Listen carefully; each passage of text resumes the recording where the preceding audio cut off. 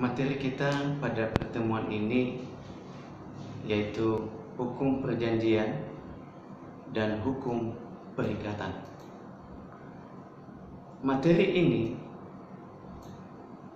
dalam hal perjanjian dan pengertian perikatan. Pengertian hukum perjanjian adalah suatu tindakan di mana seorang berjanji kepada seorang yang lain, atau di mana kedua orang itu saling berjanji untuk melaksanakan suatu hal menurut pasal 13 Kitab Undang-Undang Hukum Perdata.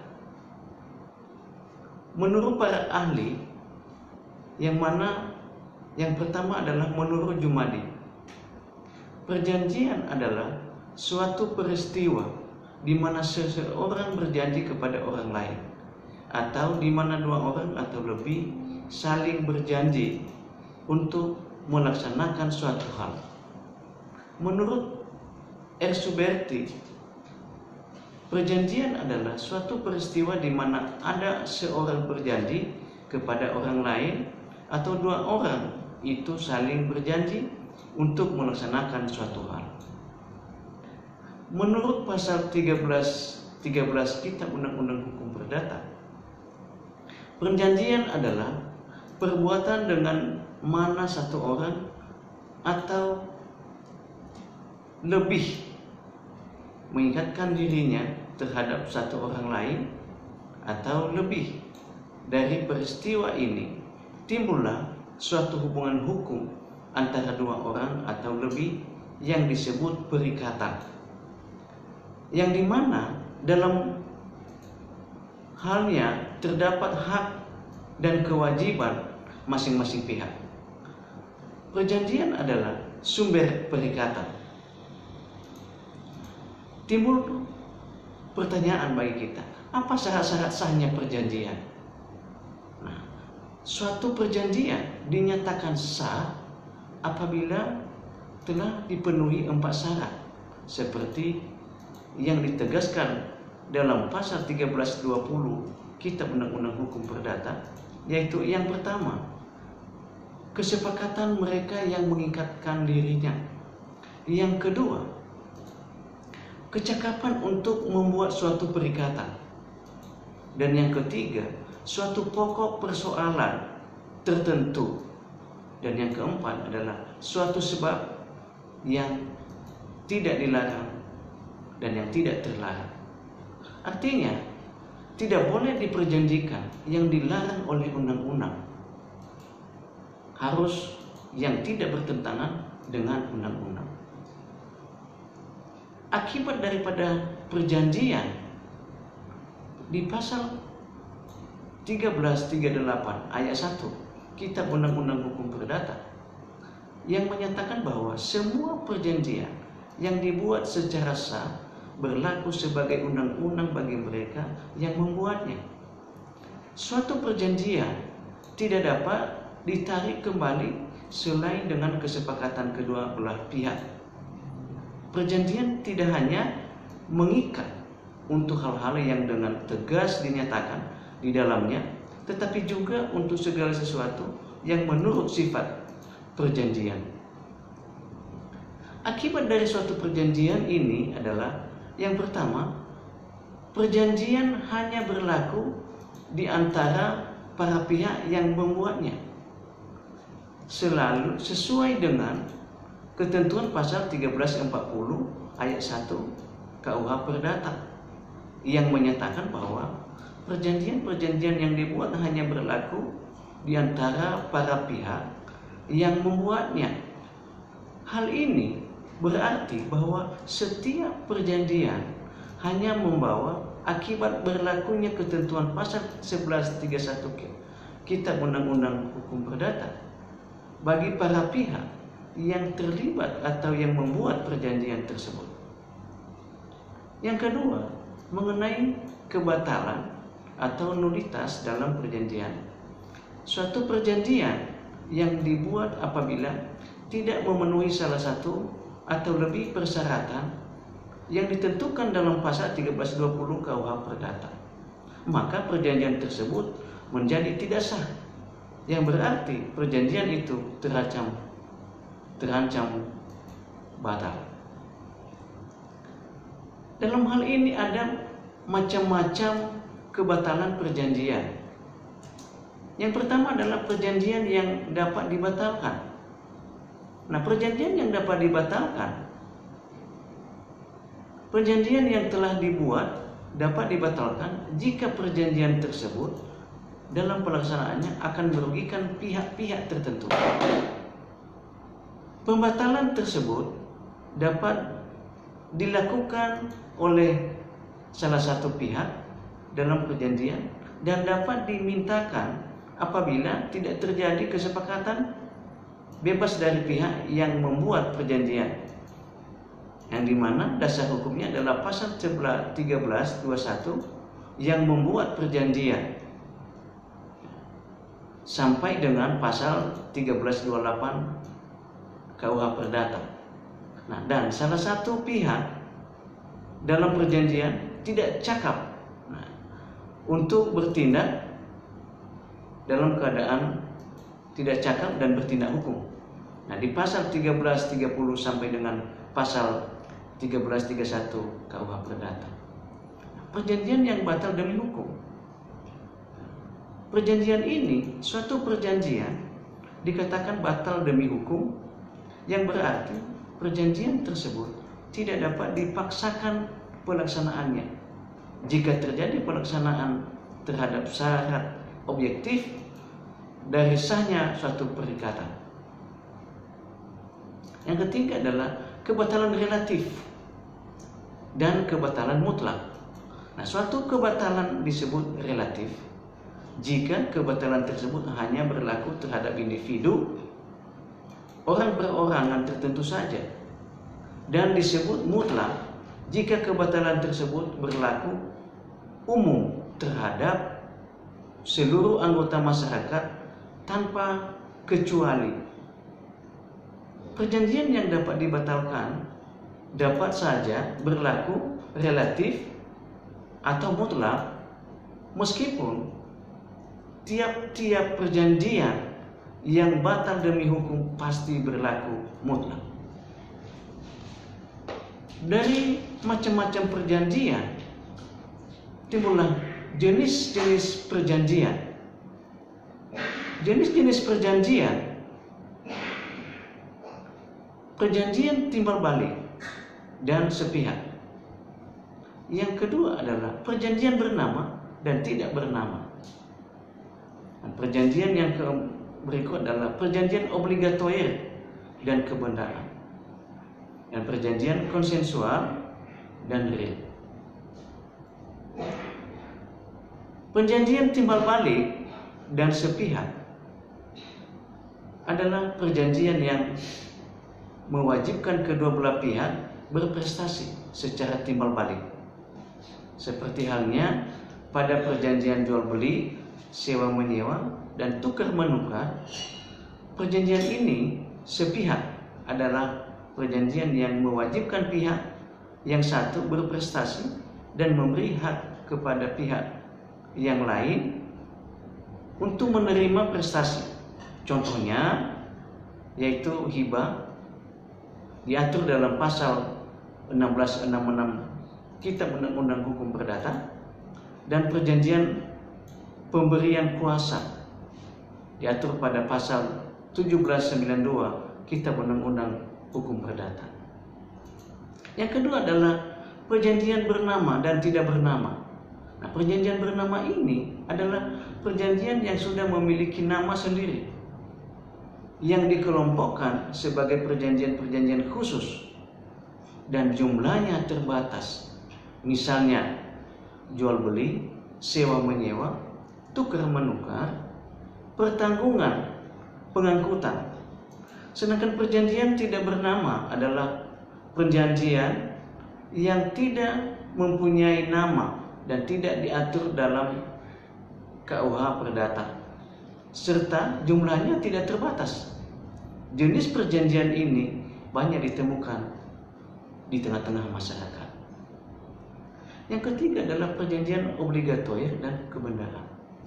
Perjanjian obligatoir ini adalah perjanjian yang menimbulkan hak dan kewajiban pada masing-masing pihak dan belum memindahkan hak milik.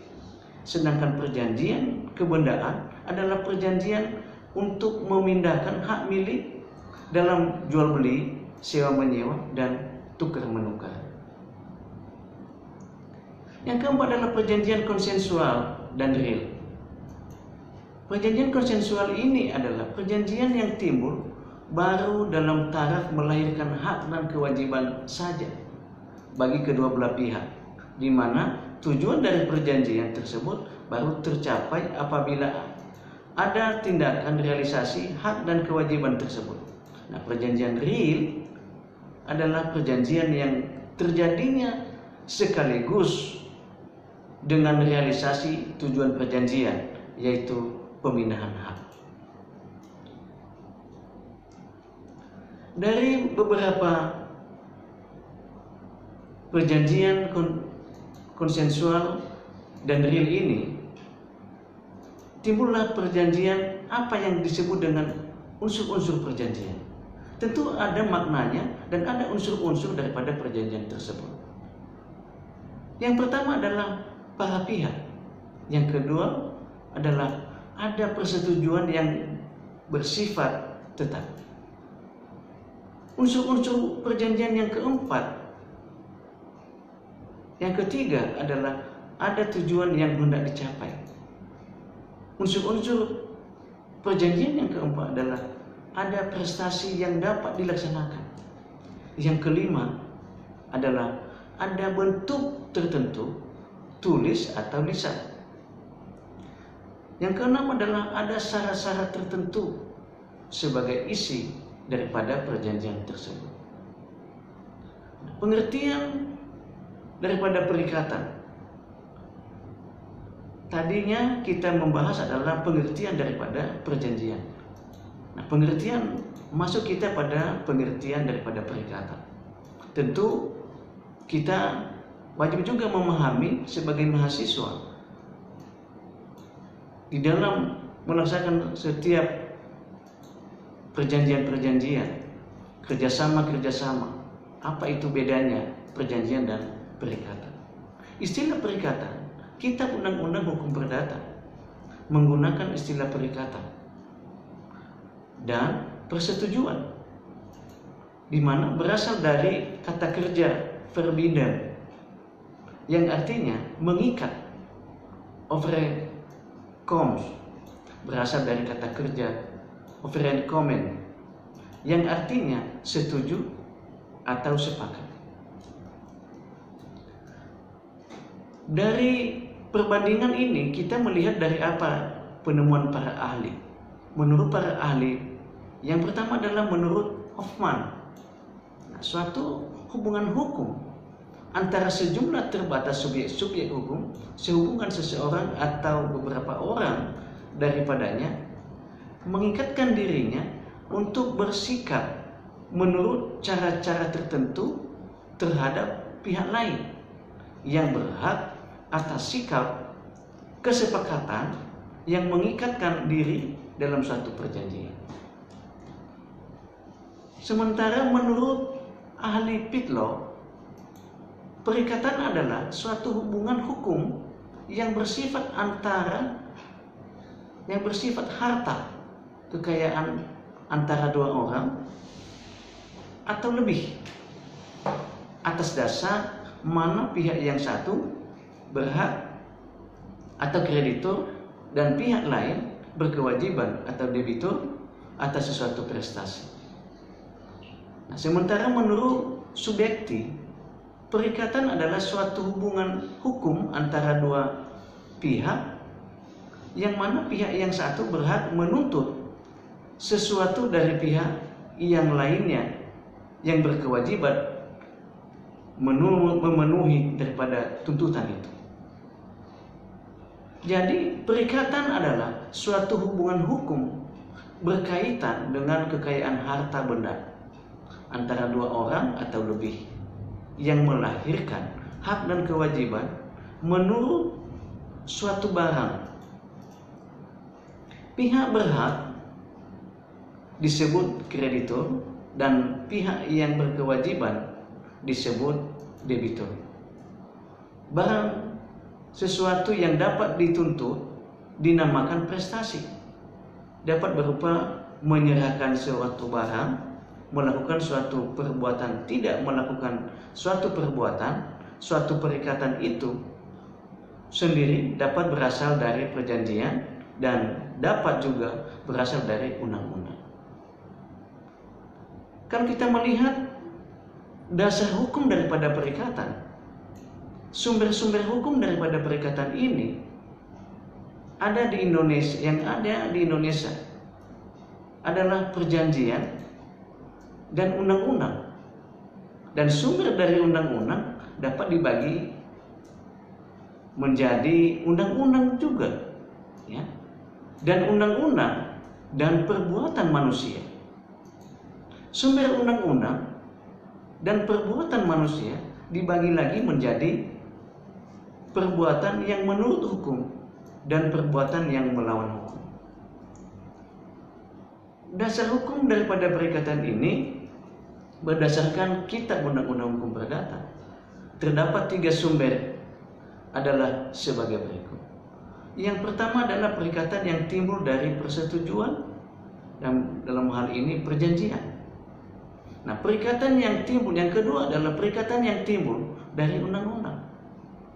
Dan perikatan yang ketiga adalah perikatan terjadi bukan perjanjian, tetapi terjadi karena perbuatan melanggar hukum dan perwakilan sukarela.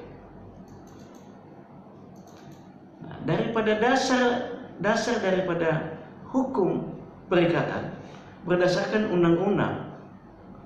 Perikatan berdasarkan Kitab Undang-Undang Hukum Perdata di pasal 1233. Perikatan ini lahir karena suatu persetujuan atau karena undang-undang. Nah, perikatan ditujukan untuk memberikan sesuatu, untuk berbuat sesuatu, atau untuk tidak berbuat sesuatu. Sementara persetujuan ada di pasal 13 Kitab Undang-Undang Hukum Perdata. Suatu persetujuan adalah suatu perbuatan di mana satu orang atau lebih mengikatkan diri terhadap satu orang lain atau lebih. Undang-undang yang ketiga adalah undang-undang di pasal 1352 KUH Perdata. Perikatan yang lahir karena undang-undang, timbul dari undang-undang atau dari undang-undang sebagai akibat perbuatan orang. Dalam hal ini, dalam satu perjanjian dan perikatan, wan prestasi terjadi dan akibatnya. Apa akibatnya wan prestasi dan akibatnya? Wan prestasi ini adalah tidak memenuhi atau lalai melaksanakan kewajiban sebagai yang ditentukan dalam perjanjian yang dibuat antara kreditur dengan debitur, atau tidak memenuhi daripada yang telah diperjanjikan tersebut. Ada 4 kategori daripada wan prestasi. Yang pertama, tidak melakukan apa yang disanggupi akan dilakukannya. Yang kedua adalah melaksanakan apa yang dijanjikannya tetapi tidak sebagaimana yang dijanjikan. Yang ketiga adalah melakukan apa yang dijanjikan tetapi terlambat. Dan yang keempat adalah melakukan sesuatu yang menurut perjanjian tidak boleh dilakukan. Akibat-akibat wan prestasi ini berupa hukuman atau akibat-akibat bagi debitur yang melakukan wan prestasi dapat digolongkan menjadi 3, yaitu yang pertama, membayar kerugian yang diderita oleh kreditur atau istilahnya ganti rugi. Yang kedua adalah pembatalan perjanjian atau pemecahan perjanjian. Dan yang ketiga adalah peralihan daripada resiko. Membayarkan kerugian ini yang diderita oleh kreditur atau ganti rugi meliputi 3 unsur. Yang pertama adalah biaya, adalah segala pengeluaran atau pengongkosan yang nyata-nyata sudah dikeluarkan oleh salah satu pihak. Yang kedua, rugi adalah kerugian karena kerusakan barang-barang kepunyaan kreditor yang diakibatkan oleh kelalaian si debitur. Dan yang ketiga, bunga adalah kerugian yang berupa kehilangan keuntungan yang sudah dibayangkan atau dihitung oleh kreditor. Yang kedua adalah pembatalan perjanjian atau pemecahan perjanjian. Di dalam pembatasan tuntutan ganti rugi telah diatur dalam pasal 1247 dan pasal 1248 Kitab Undang-Undang Hukum Perdata.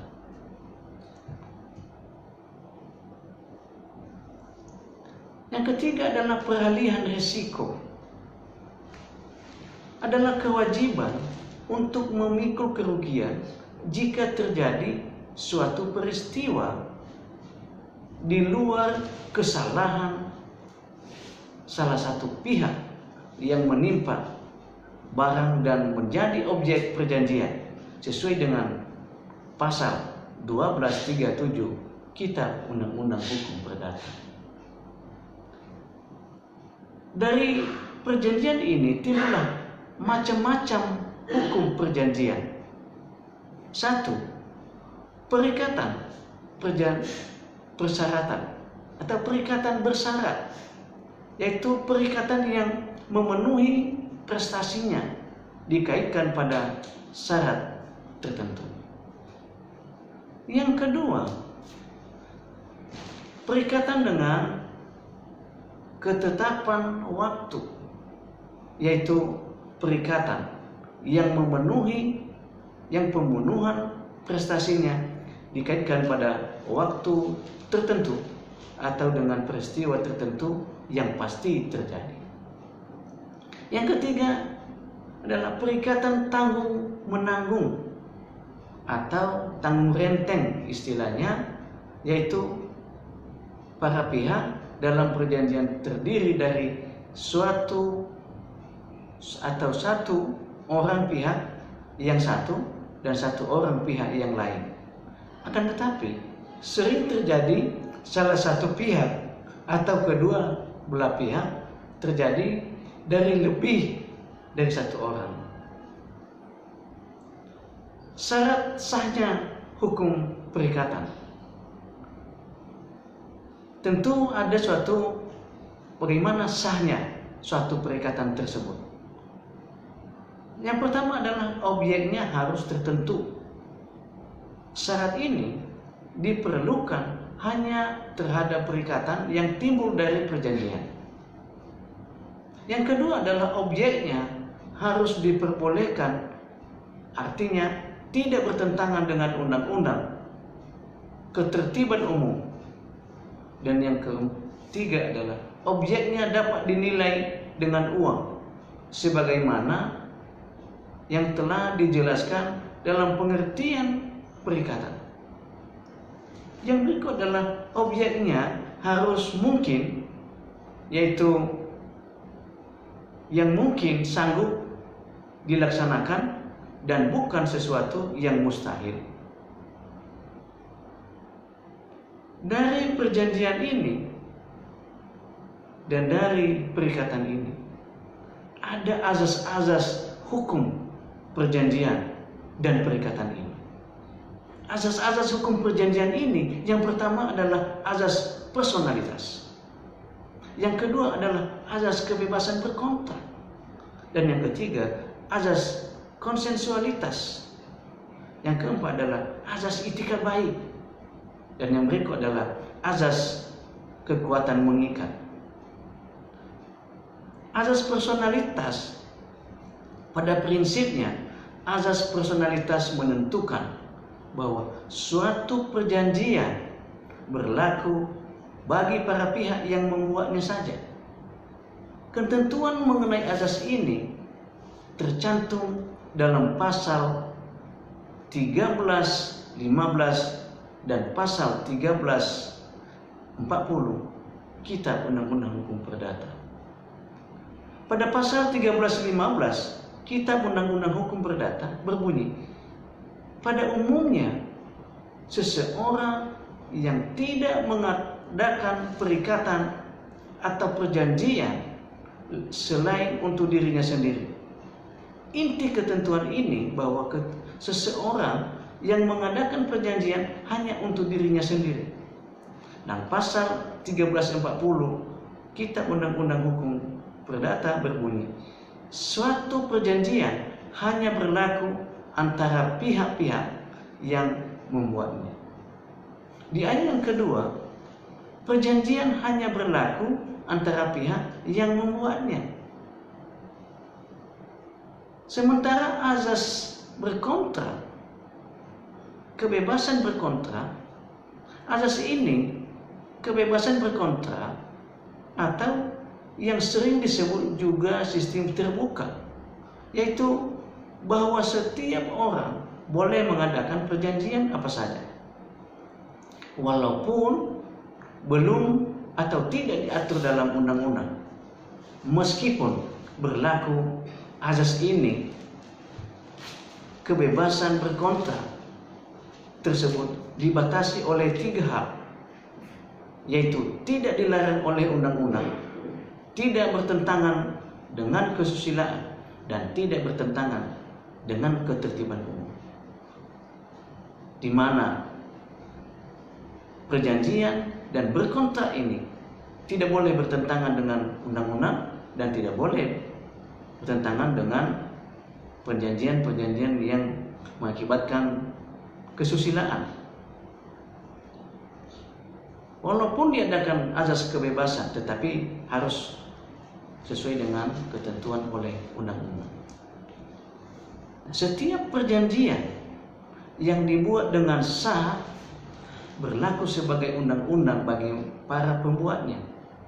Rumusan ini dapat ditemukan dalam pasal 1338 ayat 1 Kitab Undang-Undang Hukum Perdata, yang dipertegas dengan ketentuan ayat 2 yang menyatakan bahwa perjanjian yang telah disepakati tersebut tidak dapat ditarik kembali selain dengan kesepakatan kedua belah pihak atau karena alasan-alasan yang ditentukan oleh undang-undang. Sementara azas konsensualitas ini mengandung arti bahwa perjanjian itu terjadi sejak saat tercapainya kata sepakat atau konsensus antara pihak-pihak mengenai pokok perjanjian. Sejak saat itulah perjanjian mengikat dan mempunyai akibat hukum. Suatu kesepakatan lisan di antara para pihak telah mengikat para pihak yang telah bersepakat secara lisan tersebut, dan oleh karena itu ketentuan mengenai hal ini, kesepakatan lisan diatur dalam pasal 1320 KUH Perdata. Maka rumusan tersebut dianggap sebagai dasar azas konsensualitas dalam hukum perjanjian. Azas etika baik. Setiap perjanjian yang dibuat adalah mengikat para pihak yang membuat dan berlaku sebagai undang-undang bagi para pihak. Azas ini berarti bahwa perjanjian hanya berlaku bagi para pihak yang membuatnya saja. Nah, hal ini terdapat dalam pasal 1338 ayat 1 KUH Perdata, yang menyatakan bahwa semua perjanjian dibuat secara sah, berlaku sebagai undang-undang bagi mereka yang membuatnya. Azas kekuatan mengikat. Azas ini terdapat dalam pasal 1338 ayat 3 KUH Perdata yang menyatakan bahwa semua perjanjian harus dilaksanakan dengan etika baik. Azas etika baik ini ada yang subjektif dan ada pula yang objektif. Perbedaan dan persamaan perikatan dan perjanjian. Persamaan perjanjian maupun perikatan melibatkan setidaknya dua orang pihak yang atau lebih yang ada yang membuat perjanjian. Dasar hukumnya, perjanjian maupun perikatan mengacu pada Kitab Undang-Undang Hukum Perdata. Sementara perbedaannya daripada perikatan dan perjanjian, secara singkat, perjanjian menimbulkan perikatan. Perikatan itu kemudian disebut sebagai kontrak apabila memberikan konsekuensinya hukum daripada terkait dengan kekayaan dan mengikat para pihak yang saling mengikatkan diri dalam suatu perjanjian. Hapusnya perikatan dan perjanjian. Yang pertama adalah pembayaran. Penawaran, yang kedua adalah penawaran pembayaran atau yang diikuti dengan penitipan. Sementara yang ketiga, pembayaran utang atau novasi. Yang keempat adalah perjumpaan utang. Dan yang kelima, percampuran utang.